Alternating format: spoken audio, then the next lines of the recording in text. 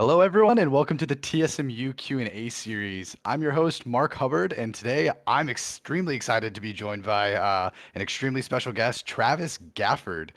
For this Q&A, we will be pulling questions for the TSMU Discord. So if you have a question for Travis, make sure you head on over to discord.gg/TSMU and ask your question in the Ask Stream Questions Here channel. The team for TSMU did everything they could to make it as straightforward as possible.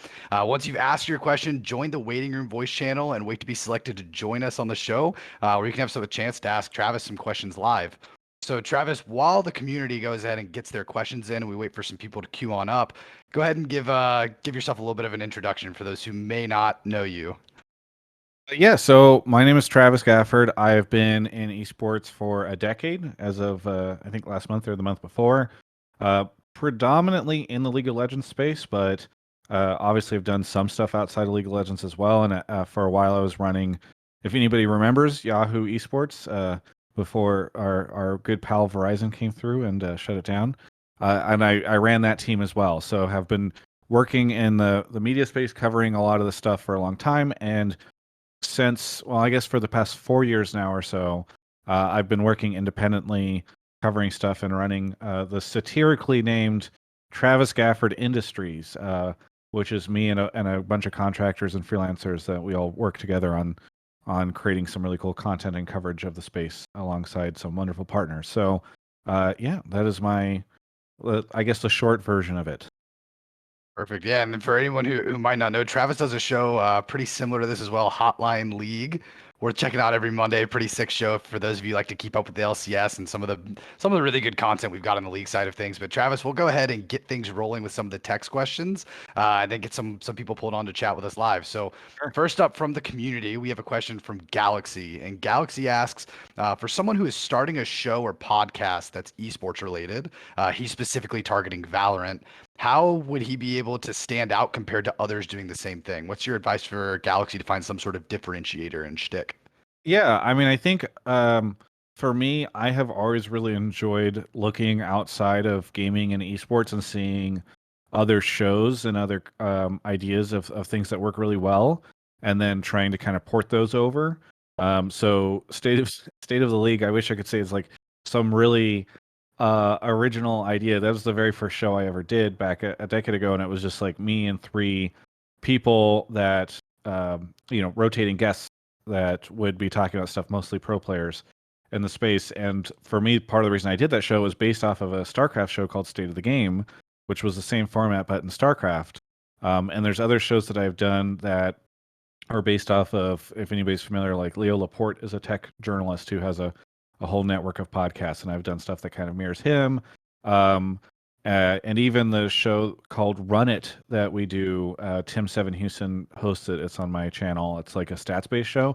That was because I was watching a lot of 538 coverage last year, and they did these like quick, very visual stats breakdowns of different things. And so for me, all this is to say, like, a great way of trying to find a way to differentiate yourself is ironically by looking at something else somebody else is doing and like trying to copy it, just not necessarily in the Valorant space. So, if you're listening to any cool podcasts, or if you look at any kind of sports tech, politics coverage or whatever, and you see the type of content they're doing there, and you like it and you say, wow, nobody's doing this in Valorant, I think that's a great way to do it. I love getting inspiration from other content pieces and products and saying like, wow, I think I could either do this whole thing or I could take elements of this that I really like, segments or whatever, and plug it into whatever I'm creating. Sure. So I'm going to tack a few extra questions on there for Galaxy if you're okay with it. Sure. Do you find so based on that, it sounds like you watch a lot of, well, I would say like maybe your competitors in the space. Are you following a lot of other people necessarily like the League of Legends space, or do you reach out across all industries and kind of pull your inspiration? Yeah, I mean, for me, I do watch some of the other content that's in the space. Quite frankly, I don't watch as much as maybe I should or could, mostly because whenever it's now time to like chill out and I'm done working, it's not always the first thing I want to do is like open up another 2 hour long show or whatever and listen to the whole thing. But definitely there are some, like, I really like The Dive, for instance. I think they do a great job. Um, but yeah, like, it really is these other spaces where I'm trying to get new ideas. Because if you're trying to bring something unique into the space, it's like, okay, well, what's some awesome YouTube channel that I love?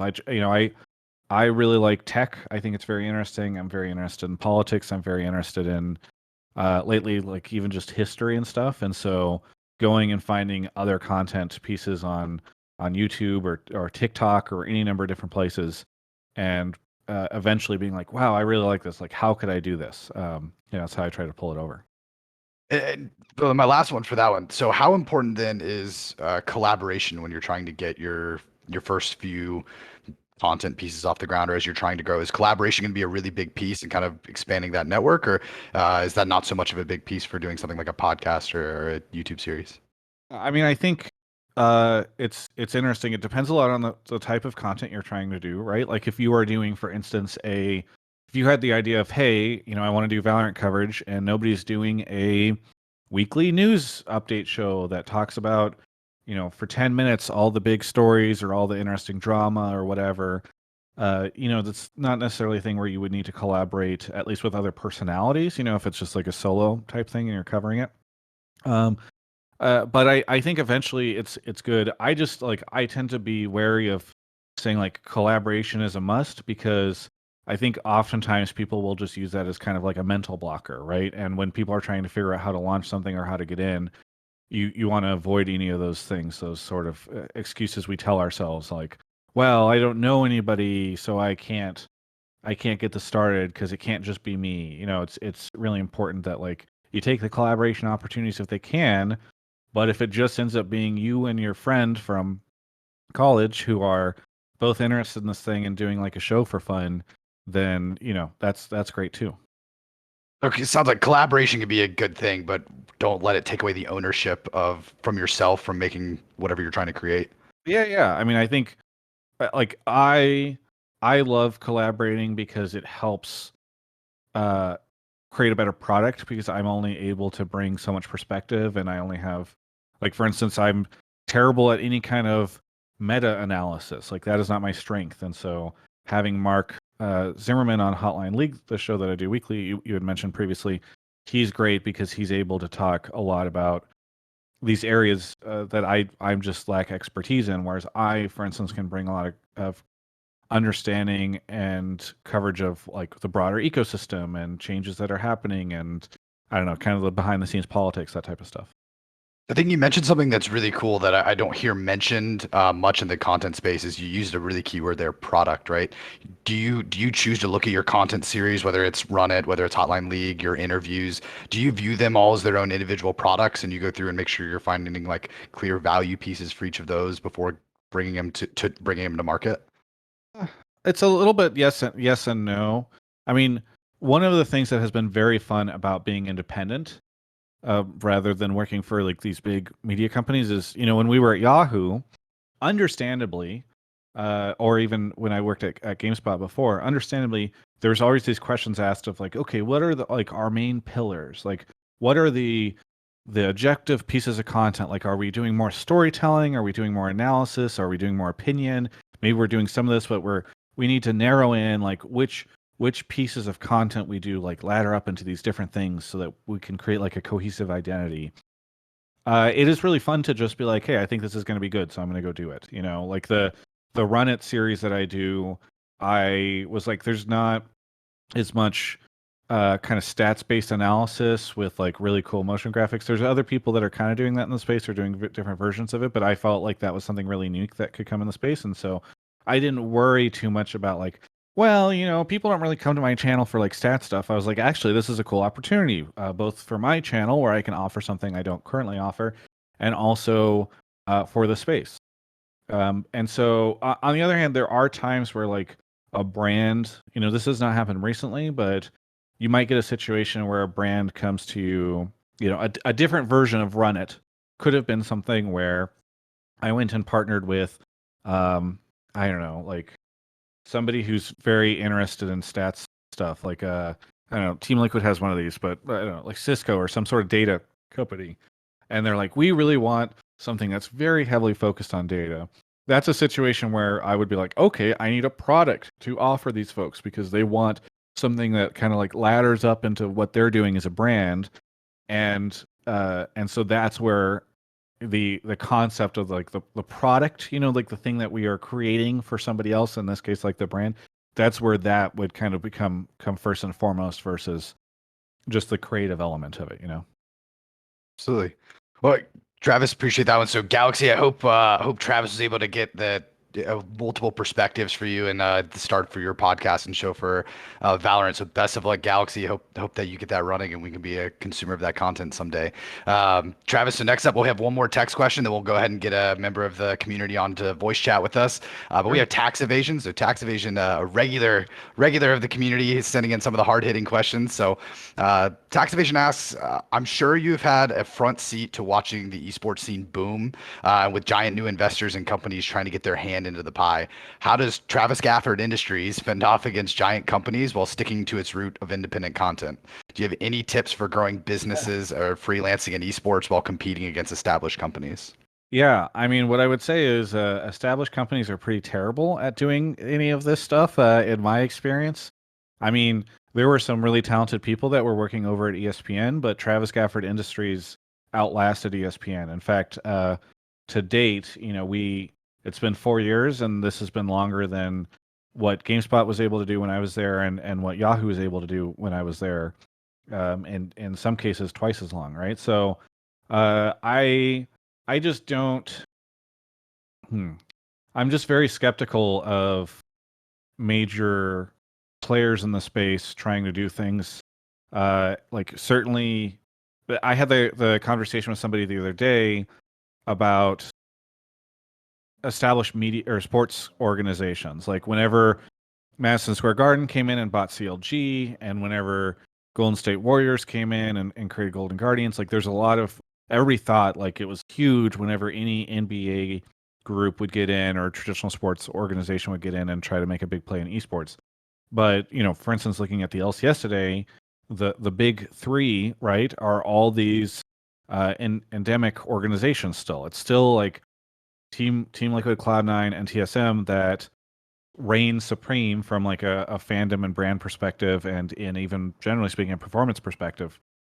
Obviously, there are companies behind the scenes that support these organizations, both in terms of sponsorship and in terms of investment, and groups that do that, right? Axiomatic, for instance, over at Team Liquid.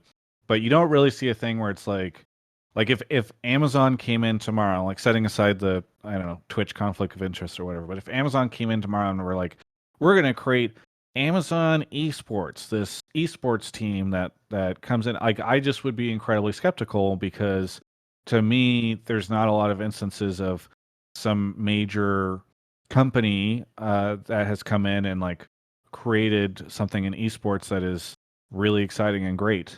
It does really feel like the board, for whatever reason, favors people like myself and people that have been here for a long time. So I'm not. I used to be more intimidated. I'm just not really that worried anymore. So are you brought in then for any opportunities to consult to help some of these organizations out, or is that just not an interest for you to really pursue? Do you think there's a gap there for like an industry to come in and develop for esports there? Yeah, I mean, I've had opportunities or teams and folks and companies reach out to me to do stuff like that. For me, it's always a matter of like, is this going to be a conflict of interest? So, for instance, if a team in the LCS reached out and offered to have me consult on, I don't know, content or something like that, as they have in the past, it's just like it's tough, because I'm like, I don't want to be taking any money from teams. I feel like that would be a bit of an issue. But if, for instance, I don't know, some publisher in a completely unrelated area that didn't really touch the league and didn't really have like any kind of team connection or whatever, wanted to get advice on how to spin stuff up, I definitely would. But yeah, to date, I have not done too much of that. I think there are enough esports consultants on LinkedIn and other places that I don't need Sure. to go out and find this stuff. So I'm gonna shift the framing of the question a little bit then. So Sure. on the brand side, right? There's no doubt we've seen plenty of brands enter in partnerships, whether it's with creators like you or the organizations themselves, and success hasn't really been found. There could be either like a really high level of churn, maybe the content wasn't so great, maybe it felt kind of forced.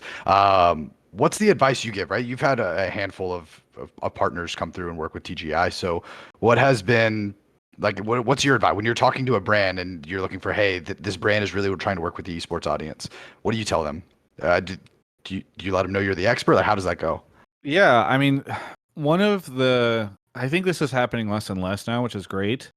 But there are so many instances where like an agency or a brand comes in, like an agency representing a brand, and they have their own concept, and they just kind of like brute force this thing in. And I can't think of any off the top of my head immediately, but it's like they'll say like, oh, you know what, we really want to run like a major tournament with in North American League of Legends, and then obviously they don't have the context that like all the top players are attached to LCS, so you can't do something like that.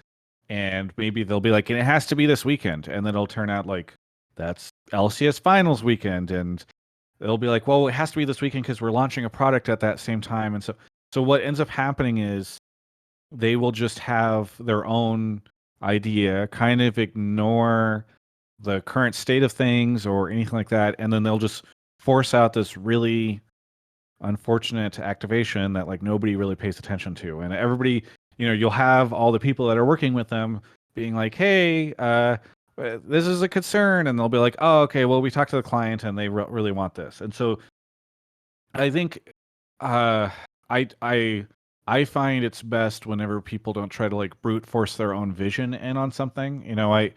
I have worked with places in the past where, for instance, they're like, we're gonna make just this incredibly expensive production of this thing, and I'm like, okay, but from a content perspective, I'm not sure it can justify the expense of the costs attached to this thing, because like maybe the people that are involved with this won't have a big enough reach to justify you spending like 50 grand creating a single video or like a single stream or something. You're about to blow all this money, and you don't have like the content itself is not going to be there to justify this. And then they're just like, well, we really want to be premium, so we're just going to do this. And it just drives me crazy. So yeah, I mean, I think it's really important that people try to really pay attention to the space, and read the room, I guess, is a good way to do it. And perhaps like listen to the folks that are here, because it's so aggravating whenever people like real brute force some concept because they came up with it and they think they know the best, and it's just not there. Absolutely. So one other piece of I guess one other question I'll tack on for tax evasion here. So we've shifted a little bit more toward the brand side of things. Working with brands is essential, right? For you as a content creator, for teams, wherever you find yourself, whether you're going to be in the content creation space or heading toward a team, working with brands is essential. What advice do you have for people when it comes to maybe working with their first brand? Maybe they're getting their first kind of, or they're looking to chase maybe their first brand partner. What advice do you have for kind of dipping your toe in that water? Yeah, I mean, for me, I think taking responsibility for the success of whatever it is that you're doing with that partner, with a little bit of caveat, right? So like, for instance, in my theoretical scenario where somebody's like, I'm going to run a tournament, and I without any big name pro players on the same weekend as LCS finals, you shouldn't be like, oh God, well, I have to do everything I can to make sure that the viewership for this is great, because if it's not, whatever, like that's already been doomed. But for instance, like whenever I feel whenever somebody comes to me, like a brand, and says like, hey, we'd like to give you, 5 grand to do some cool content series, and then I go off and I create it, and it doesn't perform well, or people think it's bad or something, that feels really bad. I feel like I let down the people, even in worlds where like this is some big publicly traded company and like whatever, this is a rounding error on some marketing budget. It's like I know personally that there were people at an agency who really believed in me, or people who have to go and like put this report together for their boss and explain why the reception was not great on this piece of content or something like that. So for me, I think trying to make sure that the people that are putting trust in you, that they are set up for success, what you are doing is going to help them. I think that that's really important, because you ultimately, like, you want people to really like working with you. There are so many other content creators, influencers, companies, and brands in the space, who just are terrible to work with. And so, quite frankly, if even in a world where like, okay, you had a couple slips, maybe your content didn't do as well, or things did not work out the way that you wanted it to, but you were really responsive in emails and you were friendly to people and you didn't complain about a bunch of stuff and you don't get taken advantage of, but just be somebody who people like working with, and you are already half of the way there to success. It helps out so much. I love that advice. Absolutely love that advice. Tax evasion. I hope we were able to round that out nicely for you, Travis. Next, we have a person from the community who's going to be joining us on the chat. So Bell Bellum, I believe, is going to be joining us. Bell Bellum, welcome to the show. Hello, thanks for having me. Absolutely. Travis, it's been awesome like following all the work you do. I casually stalk you on Twitter and, just big fan, liking your tweets. Thank you. But yeah. So I'm really been enjoying like getting to talk to a lot of people in esports industries. I've been following TSMU a lot. But what is like the role of interviewers and content creators in trying to make esports a more diverse and inclusive space? Yeah, I mean, I think for me, it has been about trying to spotlight uh, marginalized groups and folks from diverse backgrounds, by trying to argue for more representation. I mean, that was one of my big criticisms, I think, in the past, for instance, of the LCS broadcast. And it's always difficult because you kind of have to have these very nuanced conversations, because you don't want folks on either side to misinterpret sort of what you are saying. That's why I tend to veer away from this a little bit on like Twitter, because it's not always the best space to have nuanced, big conversations about stuff. But I mean, it's something where both publicly and privately you want to, say, hey, like you should do more, you should do better. One thing I didn't really ever talk about too much publicly, because it's like difficult. I don't always have, I think, the best platform or format content wise to have these conversations. But I pushed on Riot pretty hard behind the scenes for a while on trying to create like a more diverse broadcast, and also in trying to push them to figure out paths for women, for instance, to be able to compete and perform in League of Legends. And I'm really happy what they are doing with Game Changers, I believe is the name of the Yeah, program. Game Changers. Yeah, I know it started in Valorant and now they're finally bringing it to League. But it was unfortunately, Riot has the problem that a lot of places do in esports, where it's like there's just a lot of dudes that are making a lot of decisions. And so, for instance, whenever I was talking to folks on the Riot esports side about like, hey, what are you guys doing to try to create like a more diverse LCS?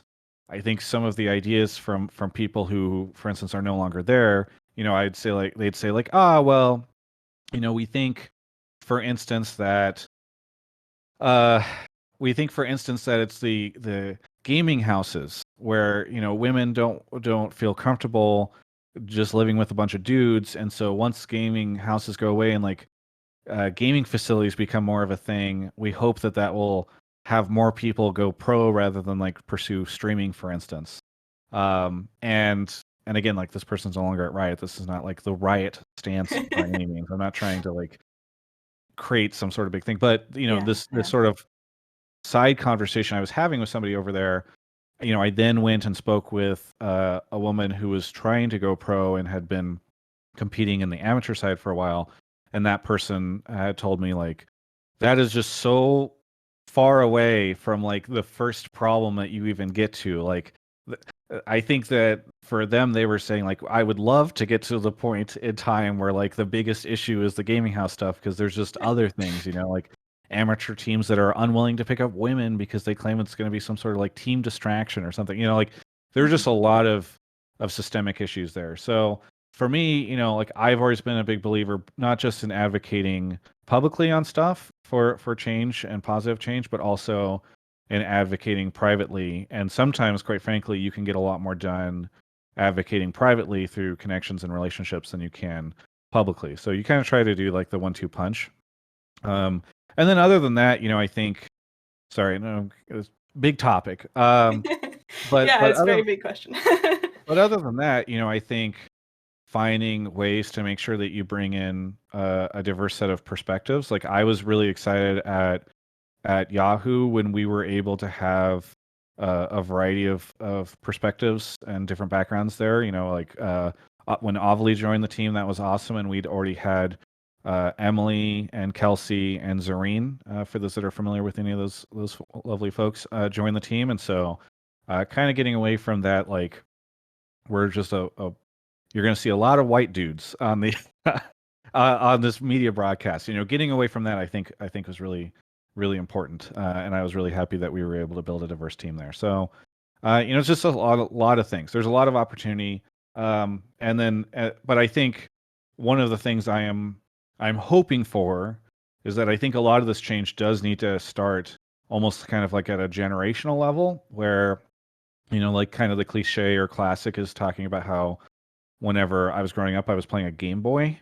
And so perhaps the fact that I was playing a Game Boy means that now there's just less people who women, for instance, who grew up playing video games, and thus there's just a less of a pool of people who are invested in this stuff. It's not as 50-50. It's getting a lot better from my understanding. I think for Gen Z, for instance, there's a lot of people who perhaps like that gender ratio is a little more even.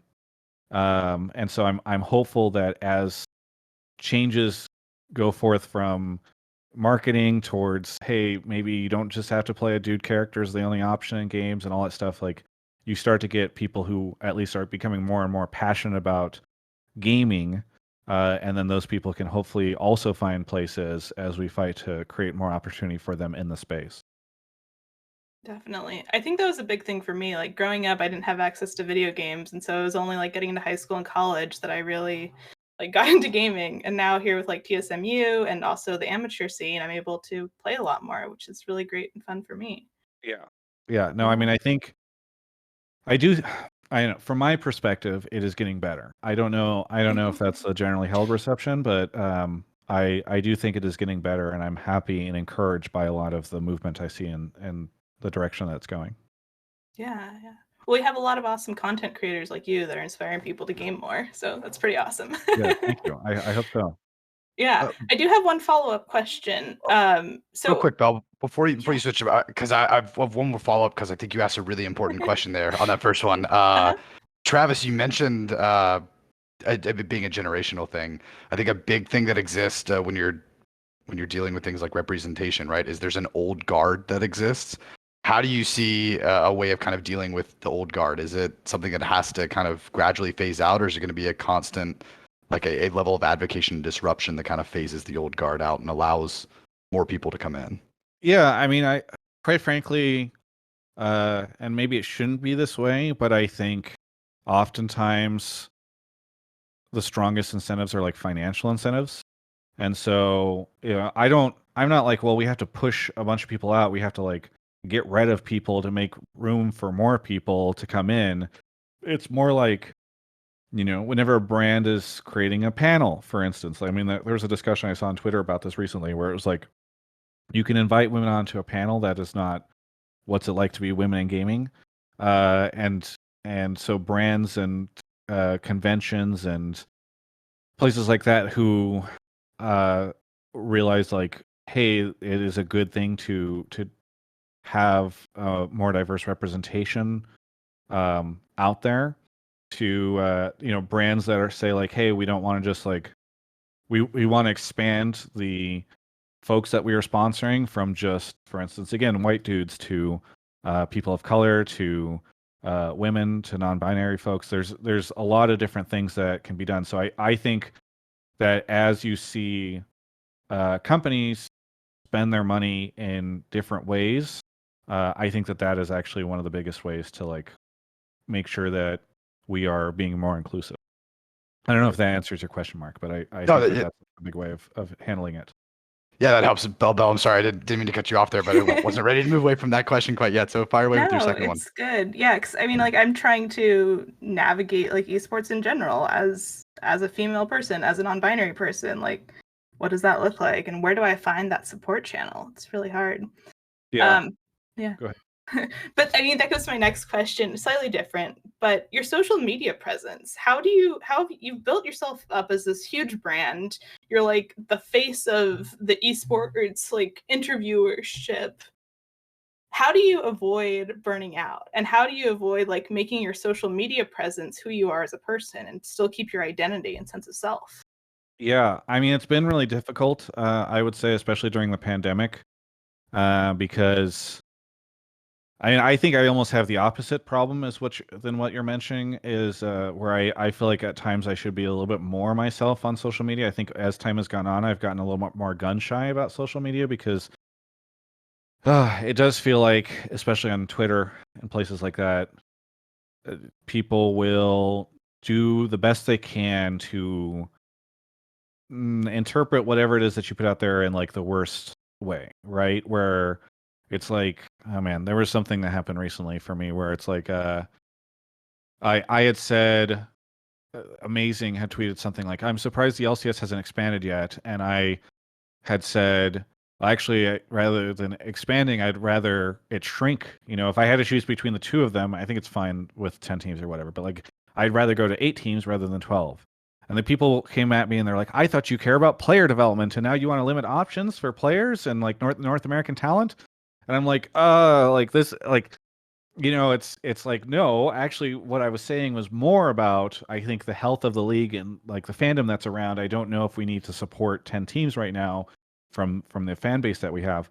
So I think, you know, that stuff has made me more gun shy about sharing a lot on social media, but it does, like, the burnout I think comes more from the drama that goes along with it, right? Like people trying to pick fights with you on social media, people like that stuff is just not great from a mental health perspective. You know, I'm like, oh hey, I got into this space to tell stories and talk about what's going on, not to like get into uh I don't know, like YouTube drama with people, you know, like all the big, you know, a lot of the big YouTubers do that stuff where it's like, what's the big drama going down or whatever, and then they will farm it for content and likes and stuff. I'm like, that's just not what I'm here for. So I think just as I've gotten older, from a mental health perspective, I've just realized like I can't let myself get baited into those moments and those fights, because if I do, I'm just going to be like, fuck it, I don't want to do this job anymore. You know, I don't want to be in the space. So it's just like not worth it at that point. So I think that's the big thing is just trying to stay focused on like the things I am passionate about and talking about the topics I do want to talk about rather than like, I don't know, some sort of petty drama. I think that's awesome, and it's really powerful, like being able to stand up and speak out for what you believe in. Yeah. I mean, Thanks.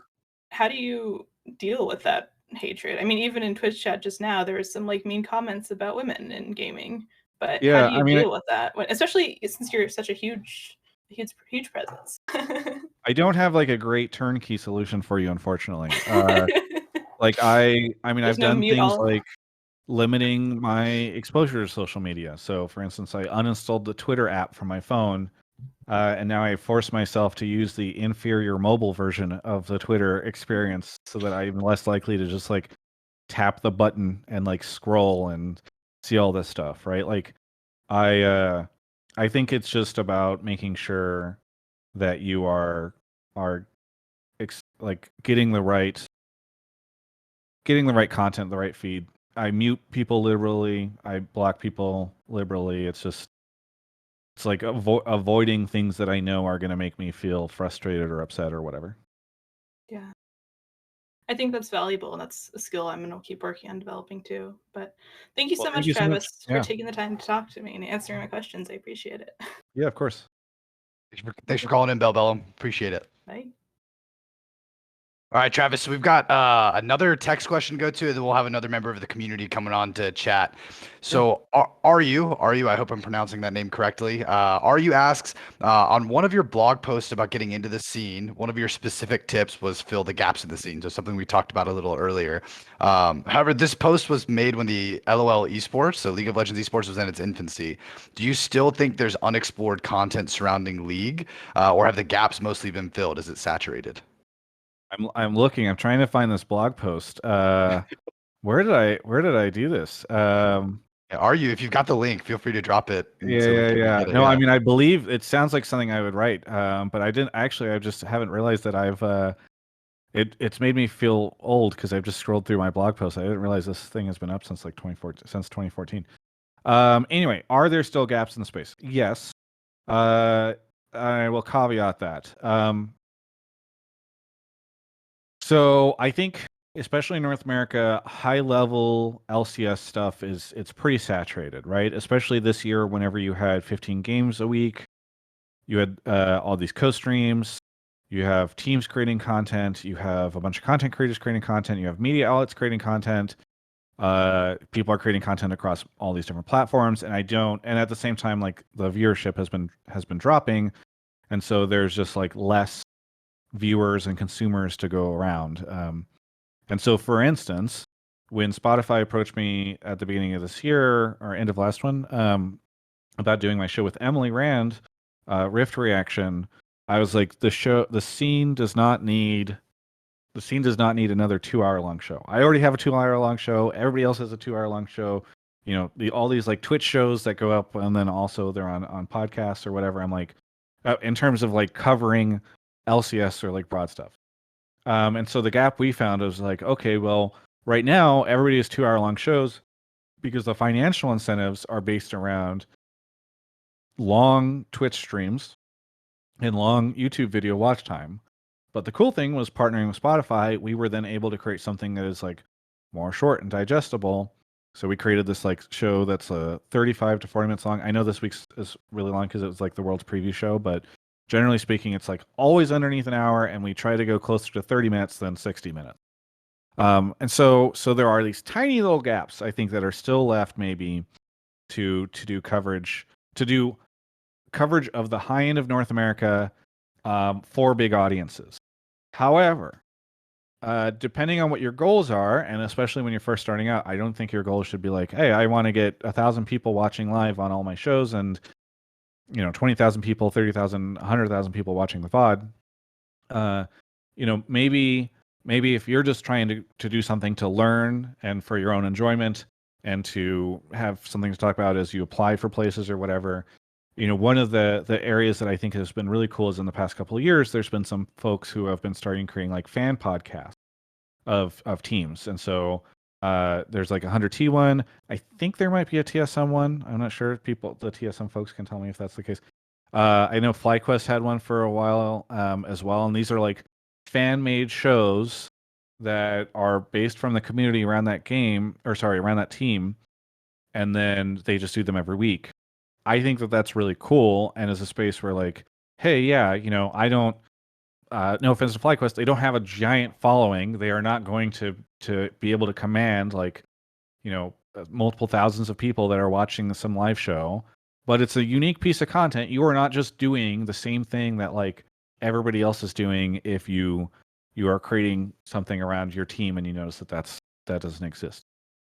So that's, I think, where the opportunities are. I think then there's some other opportunities around amateur and academy that's being developed.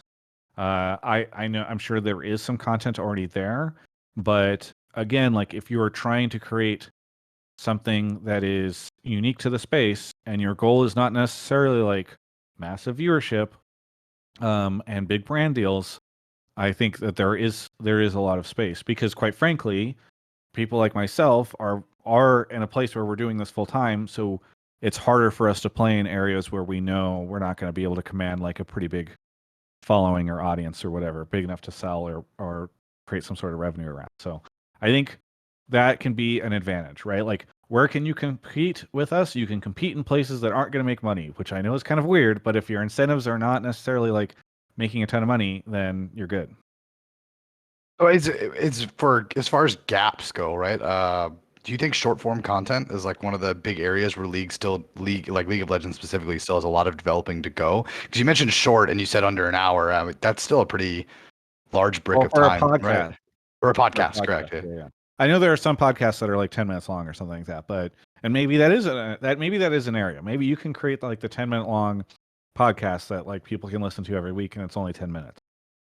So maybe there are those spaces. I tend to think that league in general, again at the covering the high level stuff, I just think it's like very saturated. So if your goals are viewership or listenership, it might be kind of hard. There's just a lot. Sure. Awesome. So, Ari, thanks so much for the question. Travis, we have another member from the community who's going to be coming on. So we have Lackstick, who's going to be joining us on the show. Lackstick, welcome. Feel free to fire your questions away at Travis. Hey, Travis. Thanks for taking my question. Yeah, of course.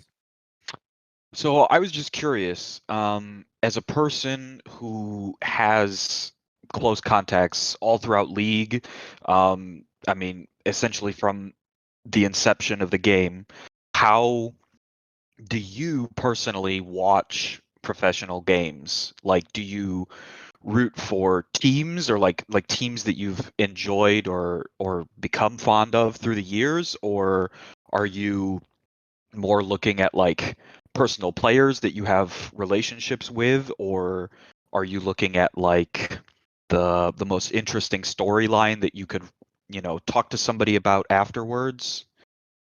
Yeah. So good question. I think a lot of people are always kind of interested. It's like, Travis, who are you a fan of or whatever? And there was a prevailing perception for a while that it was just like Travis is mega biased to whatever team Double Lift is on. There's not a situation where I sometimes liken this to like you might have like a best friend or something like that, but for the most part, people don't have like favorite friends or like favorite siblings. It's like maybe you're closer to some, but like it's not a situation where it's not the same thing as being a fan where you're like a diehard TSM fan or like a diehard Team Liquid fan. Like when you're working in the space and you have connections with a bunch of these different places, you have friends with at different organizations and all that stuff. And then I also have like business incentives. Like some teams are more likely to do content and interviews with me if they qualify to an international event, and some teams are not. So it's like it all kind of goes in this hodgepodge of soup, and at the end of it, it's not like, well, I'm actually like a huge fan of Immortals. It's I think the places where I do tend to get more interested are kind of the storylines, and I also tend to get like if there's a ton of fatigue. So for instance, I remember back in like it was before Cloud9 really had the rise, like back in 2012 and 2013. There's a period of time I think where like TSM was just winning everything.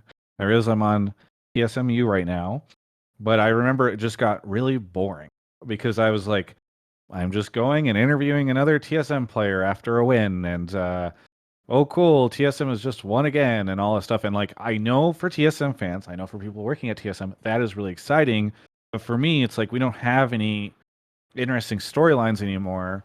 It's fun whenever a team does like the four-peat or whatever, like the 2 years of domination or whatever, and you get really excited for when they go to Worlds or whatever. But Mm-hmm. it is not as fun whenever it just extends for a long, long period of time. So I tend to root, I think, more frequently for storylines. It's hard not to be like, oh man, like if this team makes it to MSI, I know that they'll do a bunch of really cool stuff with me. And yeah, like I sometimes those storylines can be, like if Golden Guardians next year or FlyQuest or Immortals came through with some ragtag team of 5 players that like nobody expected to do well and ranked, outside of playoffs, and then like they go and they're in finals against, I don't know, Team Liquid or TSM or Cloud9, like it's going to be hard for me not to be like, it would be really exciting if these guys won. So I think that's more often where my head is at. It's again, I know I just gave you a very convoluted answer, but that kind of represents how convoluted it is whenever I am trying to figure out, what is the best scenario here. And oftentimes the answer is neither team, right? Like, or Sure. both teams. Like, I Yeah. like both these teams, or I like both the people here, or whatever. Yeah. So like, you know, maybe 2 years ago with like, or 1.5 years ago with like Mad Lions with the LEC, how they came in with this, roster that a lot of these guys were relative no names and their salary was so much less than all these monsters of the LEC. And over the course of a year and a half, they've become this pillar of greatness in the LEC in their performance and in their players and so that's something that you find more interesting than, say just a standard team performing and doing as they were expected. Yeah, I think so. I think also it's that, and it's also in those scenarios oftentimes like, I I personally think that some teams are spending a bit too much in the LCS space right now. And if we had a situation where some team that was spending $1 million goes to the finals and beats a team that is spending $5 million on their roster, and that would spark an idea of like, hey, maybe you can't just spend a ton of money, and Sure. it has like a bit of a cooling effect on spending a ton of money to bring over really famous players from other regions, and instead it's like, wow, 4 of the 5 people on this like roster that just won are like NA talent rookies that showed up in the past 2 years, similar to a bit of the storyline that we saw with Mad Lions. I think that would be really great for the LCS. I would have a hard time not really hoping that that rookie team or that new team or that budget team, I guess, ends up doing something incredible. So yeah, that I think is always going to be more interesting to me, I think, than like, well, Steve bought another player and Team Liquid just won. Hooray. Sure. Yeah. When it comes to like, you were talking about like the relationships that you've built with players over the years, Double Lift or whoever it be. I know this is less the kind of reporting that you do and more the stuff that like Jacob Wolf and like Bloop does, but like, you know is that like how you get sources and like becoming somebody that you can trust with private information for like breaking these huge stories over the off season, or does it come from just being involved with a different larger company, or how do you find that stuff? Because I see you talk a lot about like, this is my personal opinion on how this would play out in the off season, but Yeah, there's it's more to it than that, I'm sure.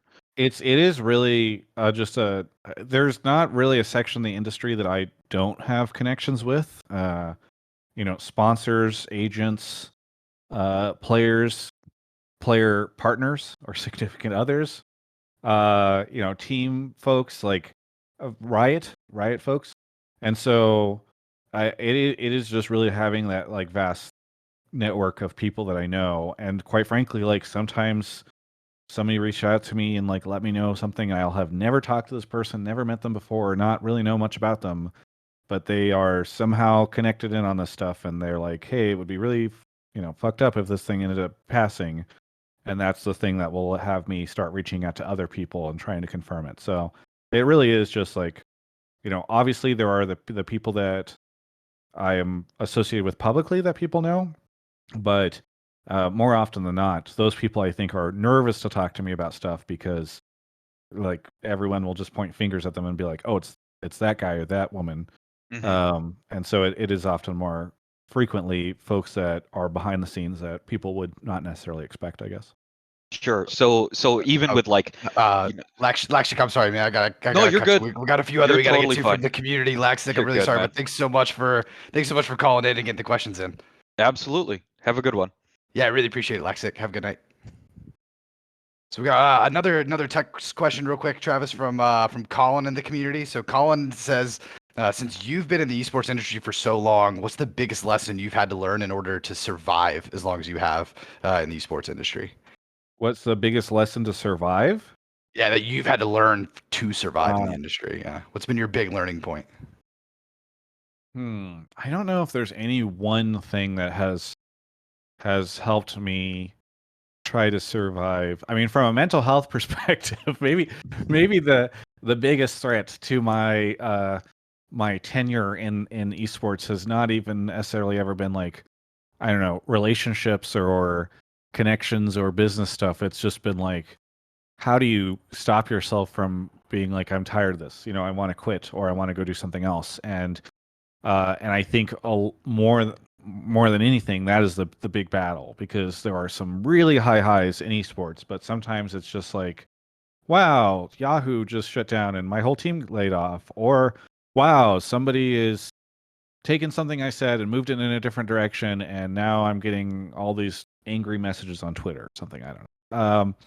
And so I think trying to figure out ways to unplug and disconnect and find and because it's so often easy in esports, because it, like, one of the strengths and cool things about working in the space is it's a great community, and you are like, so many people in esports, all their friends will be esports people, and their partner might work in esports, and they are doing, they're participating in some sort of esport activity as a hobby, right? Playing League with friends or something, right? Or I don't know, any number of different things. And so that is awesome, but it also just means that you can become so often mired in something, right? Like, something will happen and it'll just feel all consuming and the end of the world, because actually, esports has its tendrils, I guess, in every aspect of your life. And so figuring out ways to like have this life that is outside of esports, which I still struggle with a bit, um, but trying to figure out ways to make sure that you're grounded and you realize like, oh, okay, like, it is not the end of the world that this thing has happened, or I'm not like, like one great example of this has been during the pandemic. I have not gone to the LCS studio for like almost 2 years now, 2 seasons of League, and all these live events that I love that were like a huge part of it is not an option. And used to love doing like live hotline leagues and meeting the people that watch my content in person, because that feels a lot better than maybe reading like a snarky Reddit comment or YouTube comment. I don't have access to any of that stuff, and so it has been really difficult. And so I need to do a better job, and I think at times have tried to do a better job of making sure that it doesn't feel like, if something happens, like a pandemic that prevents me from participating in the vast majority of like cool esports opportunities, um, I have these other things to fall back on. Perfect. Colin, thanks so much for the question. Travis, we've got another member of the community is going to be jumping on. So we have Leandro from the TSMU community is going to be jumping on with us. Welcome, Leandro. Hello. Hello. Hey. By the way, Travis, I'm a big fan. I like your content. I love the interviews you do. Thank you. First question I have is, this is just from my observation, but I wonder if you have any type of input. Do you feel that there's something missing right now in the esports media scene, specifically with League of Legends esports? And what would you like to see improved on the ways that narratives and information gets created and shared? What is missing? I mean, I do think that it was really nice when the ESPNs and Yahoos were in the space. Maybe less ESPN, because I think they did less of this because maybe they just weren't given the budget. But when you do have media companies that are coming in with like a ton of money, it is really cool because you can create very polished products, right? And so you can do something where it's like, I'm going to go create an awesome documentary that will cost me 10 or 15 grand and take 2 to 3 weeks to produce, and I'll have to travel for it, like, but I will have this really cool product that tells a great story at the end of it. Whereas like right now we have a ton of storytelling that just kind of happens through, Zoom interviews and stream conversations and all that stuff. So there's not as much high quality polished content as there used to be. And even Riot, I think, probably partially because of the pandemic, but maybe, I don't know, maybe for budget reasons, I'm not sure, they've also pulled back on doing a lot of the really cool storytelling that they used to do. I remember they would release these awesome documentaries before Worlds that would really help you get excited about some of the players that are going and tell their stories, and like that stuff just doesn't exist. So I would really like to see that stuff come back. It's just hard because the financial incentives are not necessarily there, right? Like even big brands, I think it's tough because it's like, hey, we can go create this awesome documentary. You can spend 20 grand on it, but it might also only get 20K views. So, from a cost perspective, it does not always make sense. And I understand why people are not dropping a ton of money on this stuff anymore. But I think that's what I miss. You said I'm trying to remember the second part of your question. It's just the way that esports narratives or esports narratives get created, or how information gets tossed around, or Yeah. yeah. Yeah, I think one thing that's been tough on the esports narrative side is I think there's oftentimes a lot of groupthink that occurs. So for instance, like if a co-streamer says something about a player, or like makes fun of the player, that will kind of become like the general consensus around that player for a very long time. So for instance, I think Jizuke had a really great summer, but I don't think that the general consensus around Jizuke being a great mid laner actually became a thing until he literally won first All Pro, and then it was like, oh, okay, like these jokes we made about him being a coin flip player a year ago are not necessarily the case anymore, and it's because some of the loudest voices will shit talk Jizuke, and then like that becomes kind of a thing where the fans of those voices like carry that banner against that player for a very, very long time.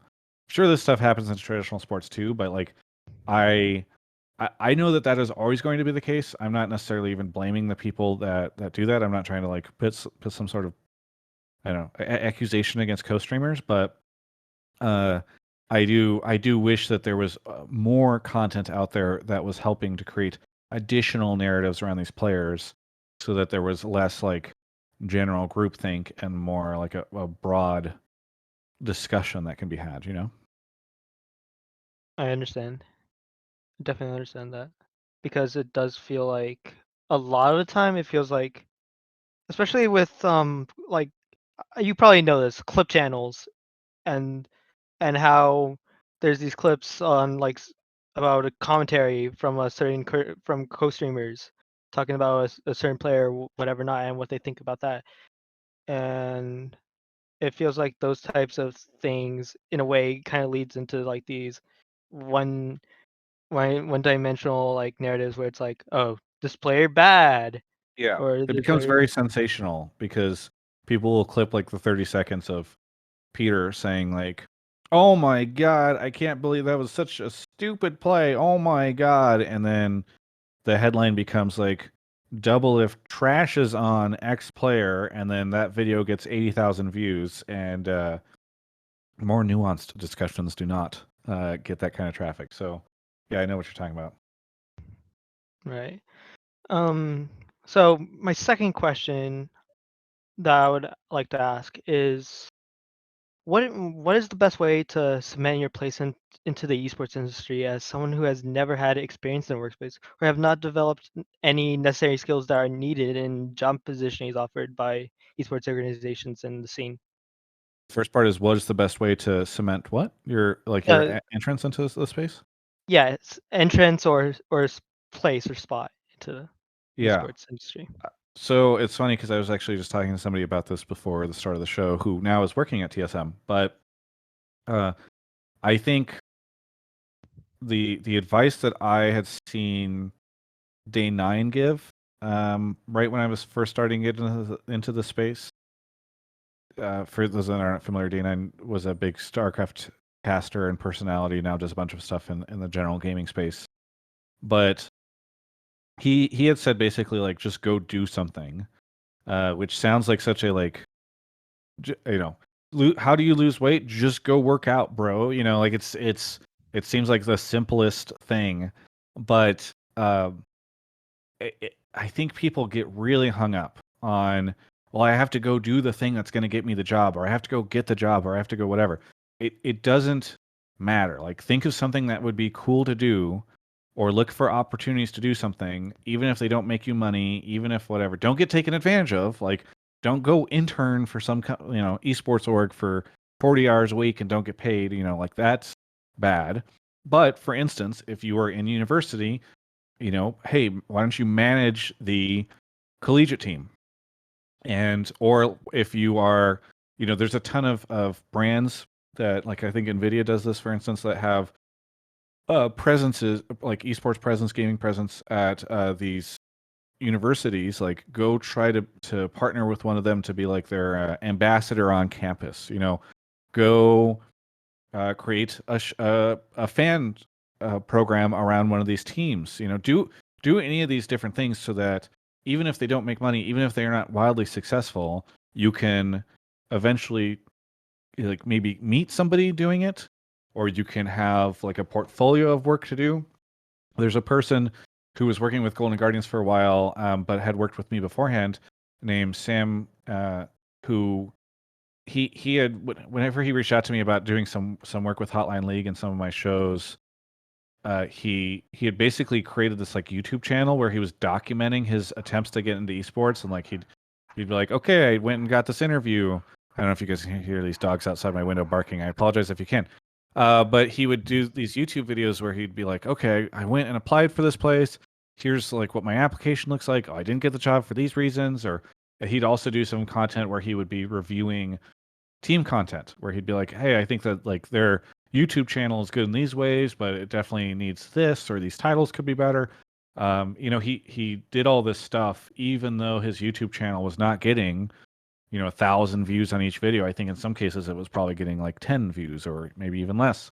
But it showed me that, like, hey, this person cares and is capable of doing something, which is definitely made them more interesting to me than like a lot of the random DMs that I get that are just like, hey, Travis, I'm graduating university this year and would love to work for you. Let me know if there's any way I can help. It's just that's going to grab my attention a lot less than somebody who's like, hey, I've been editing my own podcast for a while and I've learned some like audio tricks, and your podcast, for instance, like the audio I've noticed has like these blips and I can help you fix it, or I don't know, any number of different things. It doesn't matter. Just do something, and then don't expect it to be the thing that's going to like get you a job or become successful on its own. But if you do enough of these things, you're getting experience, you're getting confidence, and you're getting things you can talk to people about. Wow, that's a Perfect. great answer. Thanks. Yeah. Yeah. Leandro, thanks so much for taking the time to call in and ask the questions. Really appreciate it. And anything you want to say on the way out to Travis? Not really, except I do want to give out a shout out to this one Discord user, Firemaster. I want to give a shout out to him. Also, shout out to Travis because you're an amazing esports creator. Aside from that, not really. Cool. Just Perfect, thank you so Leandro. much. Yeah, thanks for calling in. I really appreciate it, Leandro. All right, bye. Perfect. So, Travis, we've got the final two questions now as we're rounding out just over the hour. So we'll go ahead and kick these on up. So we have tax evasions back for round two. And tax evasion asks, across sports in general, interviewers are pretty consistently clowned on by viewers and players alike for asking boring and unimaginative questions. So before an interview, what is your creative process for creating questions to where maybe you won't get as much criticism from the community, from the players, or anyone else as you're putting out that content? So what's your creative process for like going through and developing your interviews with players? Well, one, I think in traditional sports that mostly happens at press conferences. And I think at press conferences, media are just kind of set up for failure because you don't have the opportunity to, like, I fucking hate press conferences. I hate that Riot does them so often.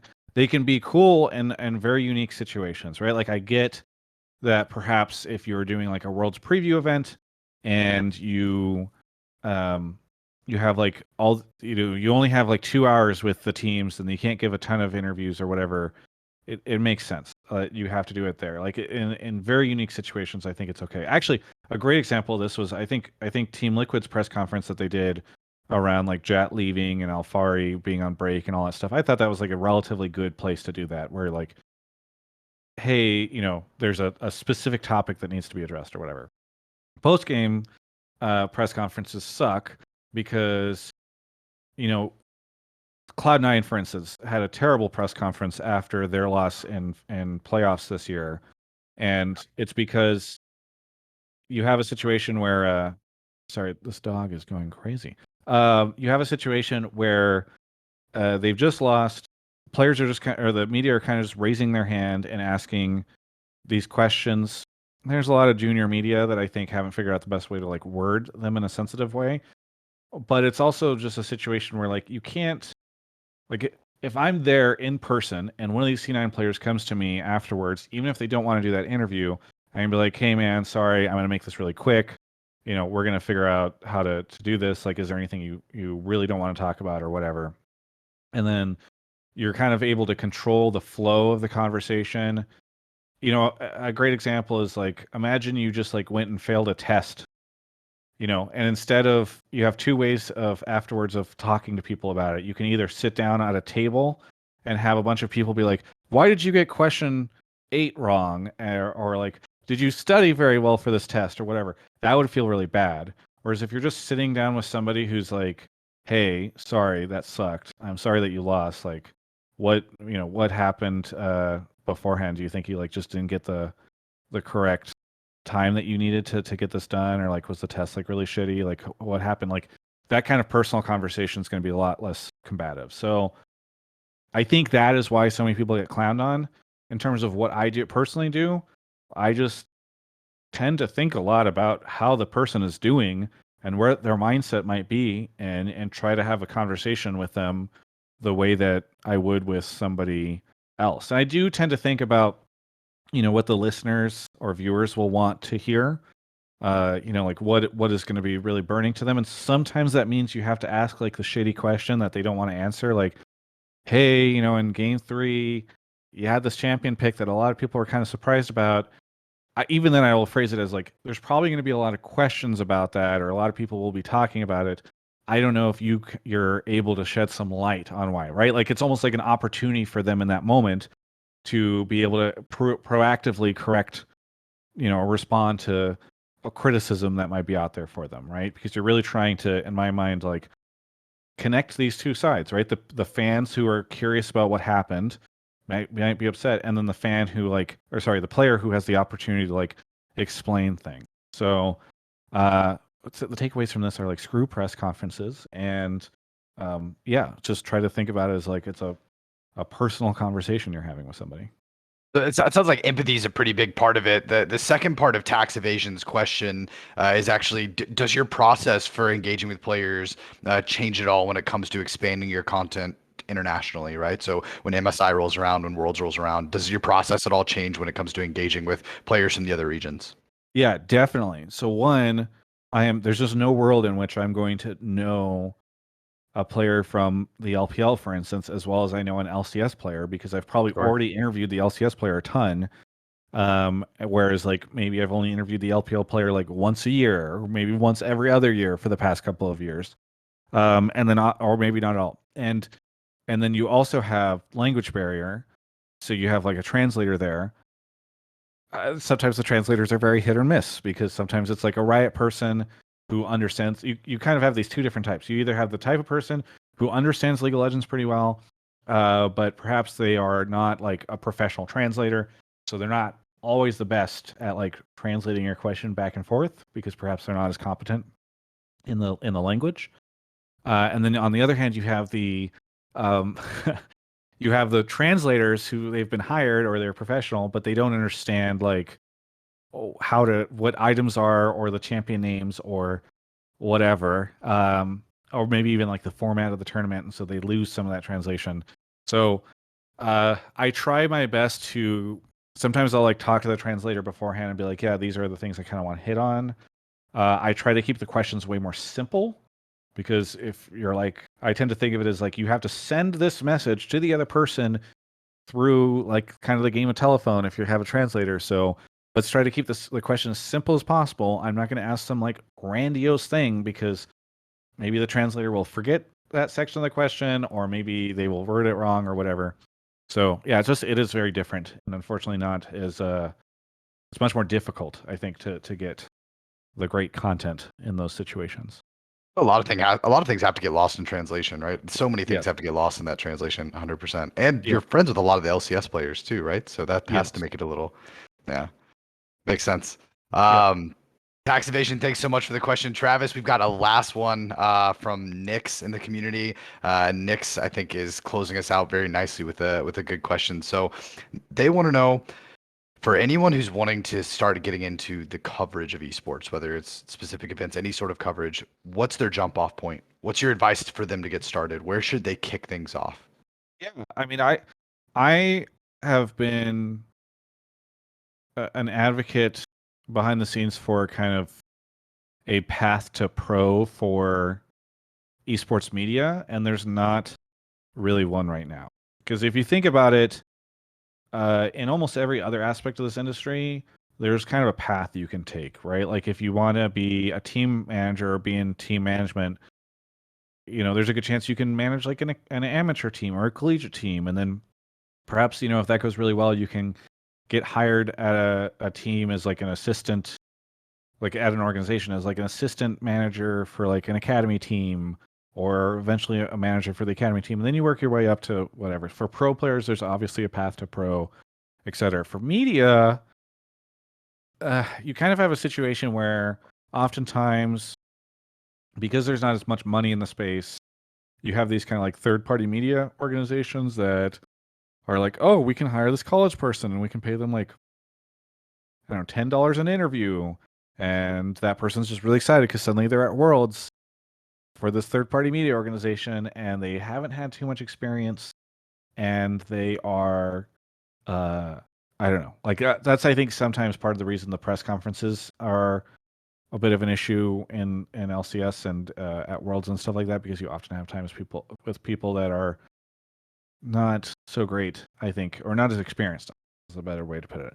And they don't have great support around them to help them get better in the way that maybe somebody working at an organization would. So if you really want to get in, I would say start. Like, don't necessarily be like, I'm going to apply for an LCS badge. I'm going to go interview LCS pros, because the pros can kind of fish out if somebody is green and they might not like doing the interview as much. Some of them are great about it, but not all of them. And then I think also oftentimes the organizations are similar in that way. So I think trying to do things like, I'm going to go cover academy, or I'm going to go cover amateur or collegiate or whatever, and like learn how to ask questions, learn how to get. There are some pro players that are terrible at answering, and you will learn over time, like, okay, like I can ask them about this, and then pro players are generally more likely to answer questions if you ask them, you lead them with this or whatever. So just take the steps to level yourself up before you jump in the deep end of the pool is my suggestion. Perfect. Nix, I hope that was I hope that satisfied your answer. I really appreciate you closing out with that question. Travis, thank you so much for the time this evening, especially the time you spent going over. I think myself and the community could spend another hour or two just diving in and picking your brain for this stuff. So thank you so much for the time this evening. Yeah, of course. Thanks for having me on. Yeah, absolutely. So everyone, thank you so much for attending as well. Thanks for coming in hot and calling in and having the questions ready for Travis. Just so everyone knows, make sure if you're not already involved in the community, make sure you go to discord.gg/TSMU and check out all the resources that are curated there for you. There's all kind of events, whether it's these Q&A series, whether it's game nights, good opportunities for you to network and get to know other people who are also looking to pursue opportunities in the industry. There's also things like resume reviews, anything that can really be used as a great career asset. So make sure you're a part of that community at discord.gg/TSMU, and make sure you're following TSMU on all the appropriate socials. Just so everyone else knows, there is going to be another episode of this Q&A series on October 6th at 5 p.m. Pacific Daytime. So be sure you are following the Twitch channel so you know exactly when we're live, and stay tuned for the announcement for who the guests are going to be. So thanks again, everyone, for the time tonight. And Travis, one more time, thanks again. And I really appreciate the time. Thank you. Have a good night, everyone.